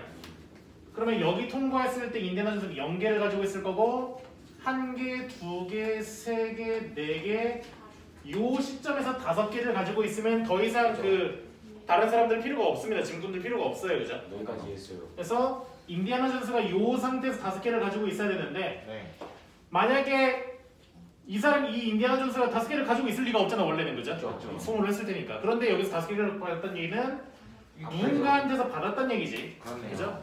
받았을 건데 받았다면 거기에는 짐군이 있었을 거예요. 맞죠. 있었던 짐군은 몇 개를 이용해서 돌아가야 됩니까? 3개. 3번 이용해가지고 돌아가야 된단 말이야. 그죠? 그러니까 여기는 3개랑 5개가 있었을 거예요. 그죠? 그러니까 그 직전까지 어떤 식으로 될 거냐면 4였을 거니까 요런 꼴이 됐을 거라고 생각할 수가 있겠지. 얘는 이렇게 써줘도 괜찮아요. 괜찮습니까? 그래서 여기에 이제 한 개를 줘가지고 4 빼기 1이랑 4 플러스 1이 돼서 이 사람이 간 거고, 그러면 이 직전에는 몇 개였을 거냐면 이 직전에 이렇게 그죠? 이렇게 가고 있을 상황인데 여기에서 이제 원래 4개 가지고 있었을 건데 그 전에 일단 하나 가지고 있었던 거 소모를 했을 테니까 얘는 5개였을 거예요. 그죠? 그 상태에서 5개여서 하나 소모해서 4개여서 여기다가 한 명을 하나를 줬을 거라니야. 그죠? 이 사람도 마찬가지. 원래 4개였었으니까 그 직전에는 5개였겠지. 그죠? 5개라서 하나 소모해서 4개가 되고 하나를 더 받아서 5개가 된 거니까. 아, 오케이. 오케이? 근데 여기 5개라고 한다면 얘네들이 둘 다 지금 누군가에서 받은 상황인 거잖아. 둘 다 받은 상황인 거니까 이 사람이 2개를 받은 상황이지. 그죠? 2개를 건네받은 상황이고, 그거를 위해서는 무슨 일을 해야 되냐면 한 명 더 추가. 누군가가 2개만큼 돌아가야 돼요. 그죠? 예. 2개만큼을 돌아가야 되는 상황이다. 그래서 얘는 2개만 가지고 있으면 됩니다. 최종적으로 2개만 가지고 있으면 되는데, 이 시점에서 이 사람한테 2개를 주고 나서 2개를 가지고 있는 거니까 얘네들은 4 빼기 2라고 생각할 수가 있을 거고요. 그죠? 얘네들도 마찬가지로 4 더하기 4 더하기 쓸 수가 있겠죠. 그죠? 4 더하기 1 상태였을 거다. 괜찮아요? 4개였는데 하나씩 더 받아가지고 4 더하기 5개가 된 거지. 이 사람이 돌아갔을 거라면 이 사람은 직전에 몇 개였을 거예요? 이 사람 직전에 5개를 가지고 있었을 거야. 그죠? 3개가 아니죠. 그죠? 2개는 여기 와가지고 이 건물 이후에 준 거니까. 그죠? 그래서 이거를 관문 내에서 준 거를 뒤에다가 플러스 마이너스를 따로 붙여주시고, 그리고 그 전에 들어올 때 가져온 거를 앞에다가 따로 써주는 게 여러분들이 덜 헷갈릴 거예요. 그죠? 그냥 계산 완성을 하지 말고 덜 계산된 상태로 써주는 게 여러분들이 덜 헷갈릴 거다. 이 사람이 4개였을 거면 그 직전에 5개였을 건데, 얘들도 다 마찬가지로 그 직전에 다 4개였으니까 5개였을 거예요. 그죠? 이 시점에서 지금 뭐 어떻게 됐어? 이미 1과문을 통과했는데 5개라는 게 말이 안 된단 말이야. 하나씩 받았겠죠. 그죠? 그리고 그 사람은 돌아가는데 하나를 썼을 거야. 오는데도 하나를 썼겠죠. 그죠? 오고 가는데 하나씩 썼으니까 이 사람은 4개 가지고 있던 것 중에서 3개를 얘네 3명한테 준 게 되겠지. 4 더하기 1, 4 더하기 1, 4 더하기 1이라고. 이해가십니까? 그래서 어떻게 된 거예요? 인디애나 존스랑 A, B, C 3명의 짐꾼이 있으면 일단 C라는 짐꾼이 5개 가지고 있던 거를 1관문 통과해서 4개 가지고 있던 상태에서 3개를 인디애나 존스랑 A, B한테 주고서 다시 돌아가는 데 선물을 했어요. C는 완성됐죠. 이제 5개 다 썼습니다. 그러면 지금 인디애나 존스랑 A랑 B가 어떻게 된 상황이에요? 5개씩 1관문을 통과한 이후에 가지고 있는 상황이에요. 그죠? 5개 가지고 있으니까 이 관문을 통과하면 4개가 될 거야. 그런데 이제 B가 돌아갈 거지. 이제 2개가 여유분이 생겼으니까 인디애나 존스랑 A한테 2개를 하나씩 건네준 다음에 남은 2개로 집으로 돌아갑니다. 그러면 다시 인디애나 존스랑 A는 5개씩 가지고 있어요. 이 5개씩 가지고 있는 걸로 3번을 통과하면 4개가 되겠지. 4개가 되는데 A가 이제 집에 돌아가려면 3개만 있으면 되니까 하나가 여유가 있단 말이야. 그죠? 그 여유 있는 거를 인디애나 존스한테 주면 5개, 3개가 될 거고, 이 3개 남은 사람은 뒤로 집으로 가겠죠. 그죠? 그래서 A, B, C가 전부 다 집으로 간 상태에서 3관문 통과한 이후에 5개가 있는 상태니까, 그러면 4, 3, 2, 1, 0 해가지고 직행해서 통과를 해버리면 되겠더라. 괜찮습니까? 그래서 역행해가지고 하나씩 구하면서 지금 이 상태니까 그 직전에는 얼마만큼 가지고 있었을 거고 근데 그거는 말이 안 되니까 누구한테 받았겠지 같은 것들을 하나하나 체크를 해가면 될 거예요. 그래서 3명. 이제 인디아나 존스 제외하고 3명이 있으면 됩니다. 이번 문제. 이번 문제는 얘를 조심해야 될 게 몇 명 있었는데 바꿔서 썼어요. 바꿔 쓴 것도 그런데 그 1층부터 5층까지 운행하는 거면 층을 4번 이동하는 거죠, 그죠? 5번이 아니야. 이거 좀 조심하시고요. 정말 단순한 실수긴 한데 이런 것들 주의해야 돼. 그래서 실수 안 한 사람들도 다시 한번 경고를 해두도록 하고, 그래서 4번 이동을 할 거니까 일단 A랑 B에 대해서 층마다 1, 2, 3, 4, 5층이 있다고 했을 때 A는 요거 올라가는데 1초가 걸리고요. B는 이렇게 올라가는데 3초가 걸려요. 그죠? 그리고 2층에는 무슨 일이 있냐면 3분의 1이었나요, 여기가? 네. 3분의 1 확률로 손님.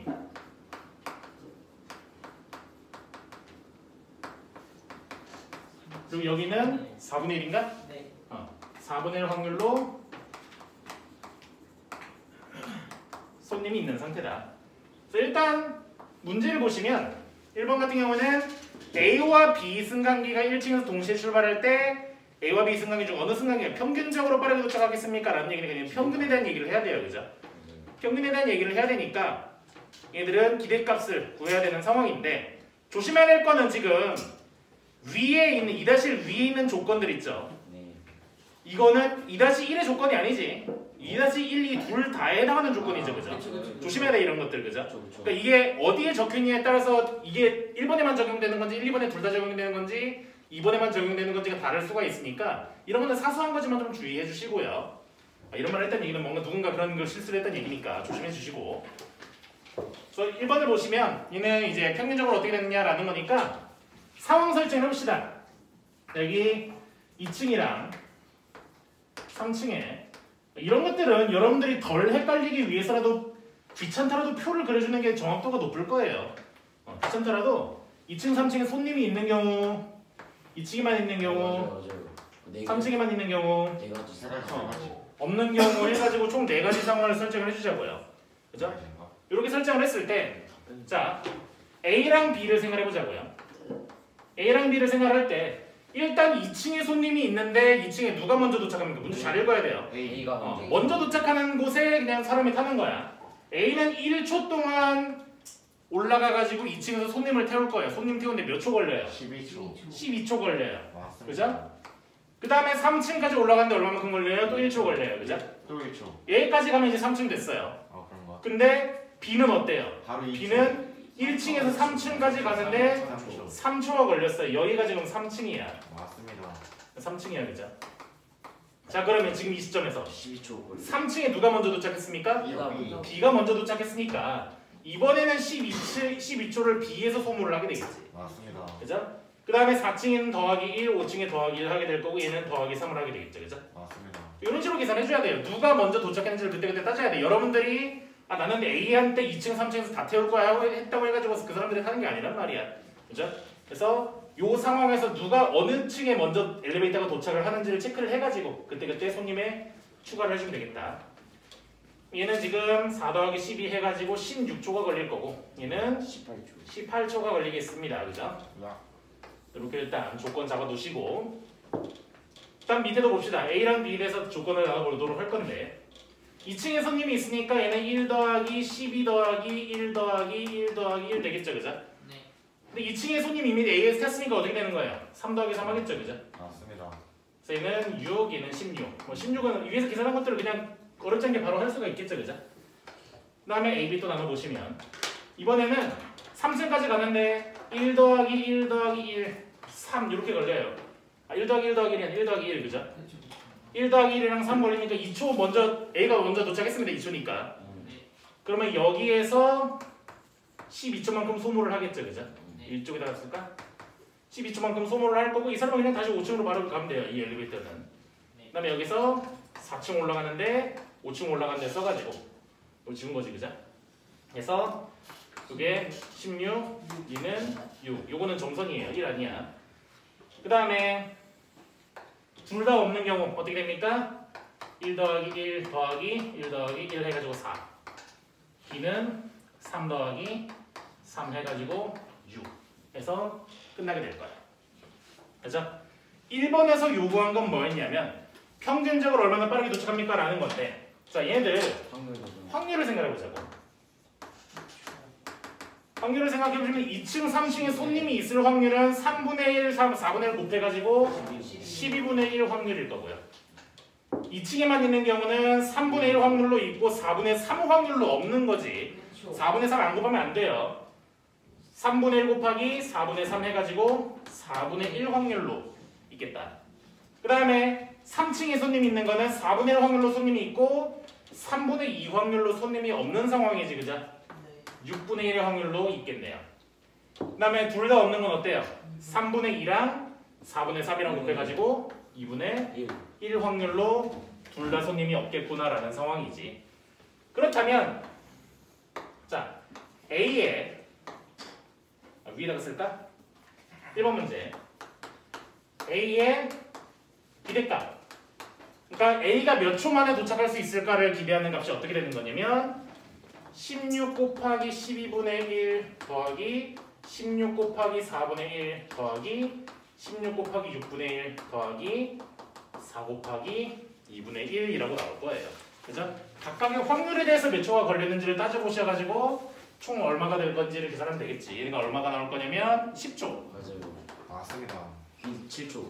B 같은 경우에는 마찬가지로 18 곱하기 12분의 1 그리고 6 곱하기 4분의 1 6 곱하기 6분의 1 6 곱하기 2분의 1 해가지고 7초가 걸리겠다.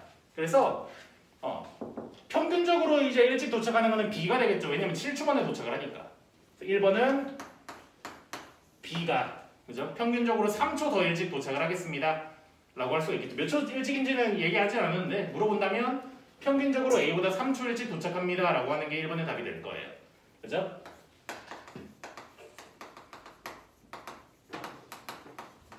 그죠? 10초랑 7초니까 이렇게 될 건데 근데 문제는 뭐냐면 얘들이 확률적으로 봤을 때 12분의 1 확률로 누가 일찍 도착했어요?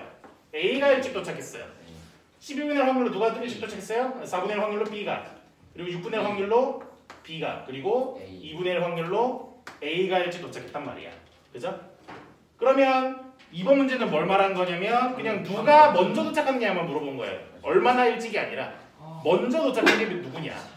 그죠? 그러니까 A는 얼마만큼? A는 12분의 7, B는 12분의 5 확률로 일찍 도착을 하더라라는 거지. 그러니까 일찍 도착하는 건 누가 일찍 도착하는 거예요? A가 더 자주 일찍 도착한다는 거예요. 그죠? 그래서 얼마나 일찍 도착하느냐에 대한 문제를 할 때는 이제 B에 대한 얘기가 되겠지만 얼마나 자주에 대한 얘기가 나온다면 A가 더 많이 일찍 도착한다라는 얘기가 되는 거지.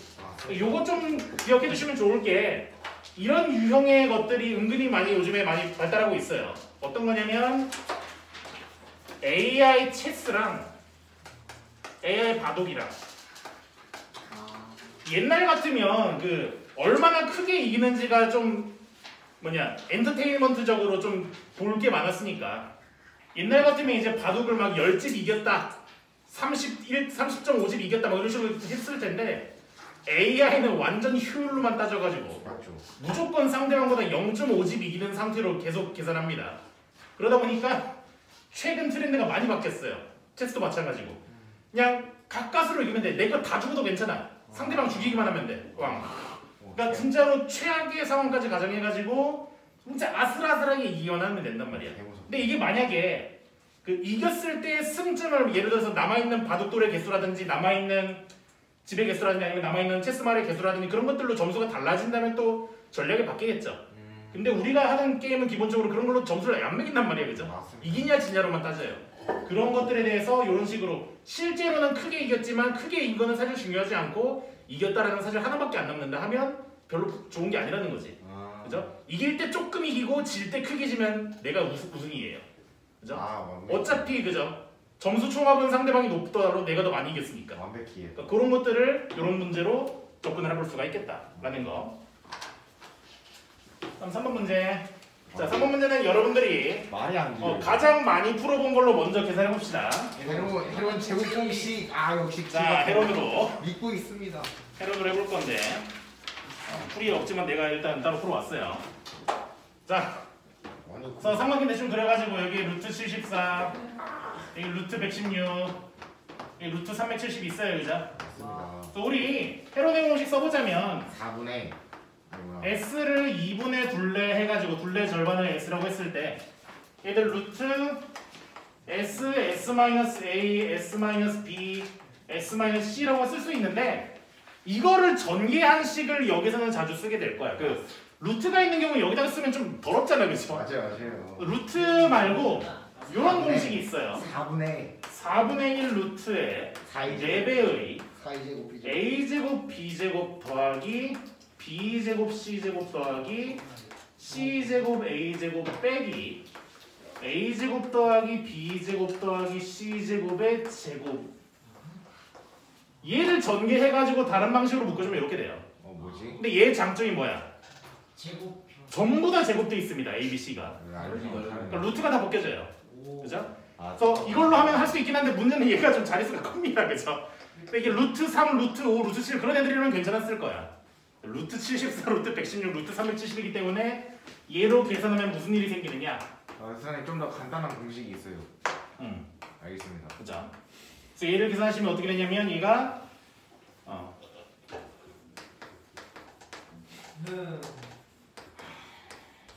이렇게 나와요. 아니 진짜 너무 간단한 공식이 있어요. 간단하게 이렇게 나오죠. 알겠습니다.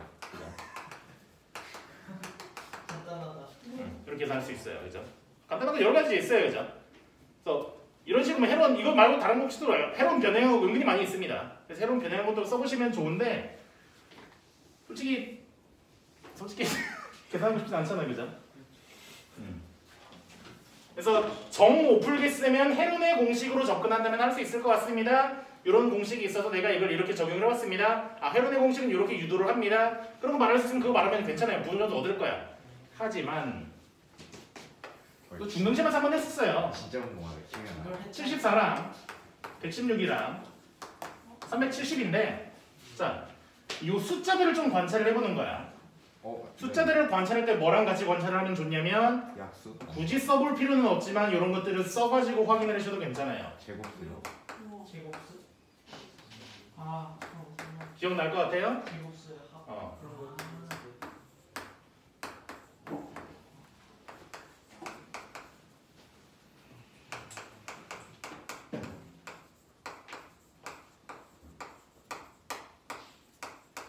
네, 49 더하기 25. 여기까지만 하자. 귀찮다. 49 더하기 25가 뭐야? 자, 보이죠? 진짜. 49 더하기 25고요. 100 더하기 16이고요. 16 더하기 100이라고 할까? 100 더하기 16 하자. 100 더하기 16이고요. 얘는 289 더하기 어디 갔어? 81. 이렇게 된단 말이지.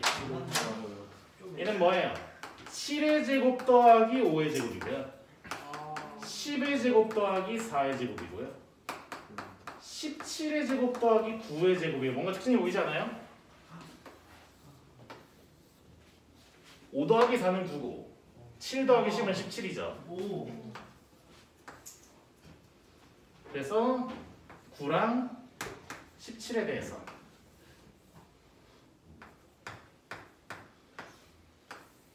와. 그렇네.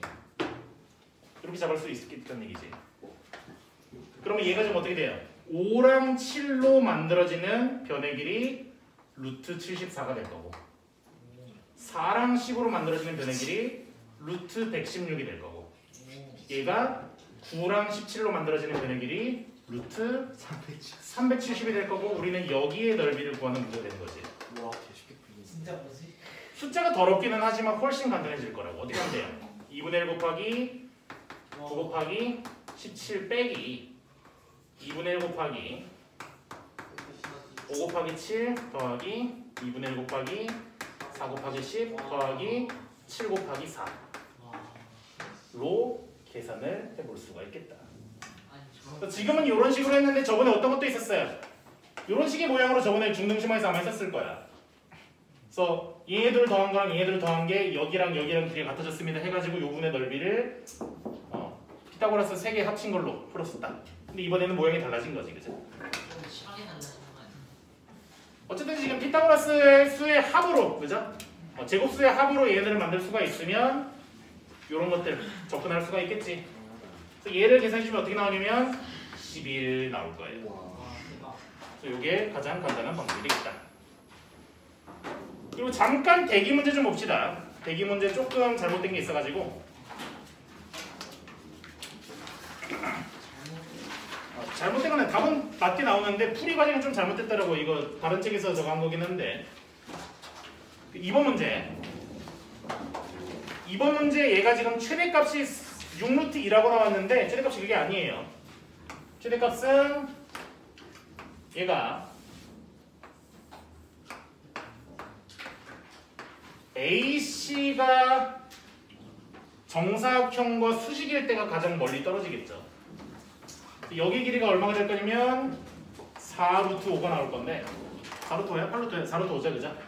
얘가 루트 80이라서 얘보다 크죠, 그죠? 6루트 2가 루트 72니까, 그죠? 물론 얘는 루트 81보다 작으니까 최대값은 9이기는 해요, 정수값은. 답은 똑같기는 한데 실수로서의 최대값은 루트 80이다라는 거. 뭐 좀 오류가 있었으니까 문제 수정해 주면 되겠습니다. 됐습니까? 네. 그럼 여기까지 하도록 합시다. 수고하셨어요.